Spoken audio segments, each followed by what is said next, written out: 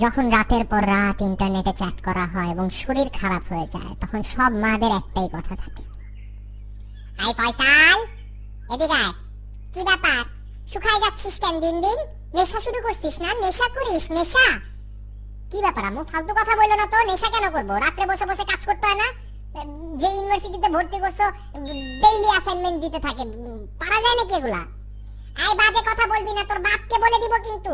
তোর শরীর খারাপ হইতেছে কেন দিন দিন? চোখের নিচে কালি পড়ছে, নেশা করিস দেখি তো। ওই যে তোর ওই বন্ধু বান্ধব যত সব কানে দুল টুল পরে, চুল কি দাঁড়া করা রাখে, ওদের সাথে মিশিস কেন তুই? আম্মু তুমি ওদেরকে নিয়ে বারবার কেন কথা বলো? ওরা কি করছে এমন? আমার আমার ওরা ওরা তো ভালো ছিল। ওরা ইনফ্যাক্ট যে আমার সাথে ক্লাসে, ওদের জিনিস দেখো, ওদের এক্সামের রেজাল্ট দেখো।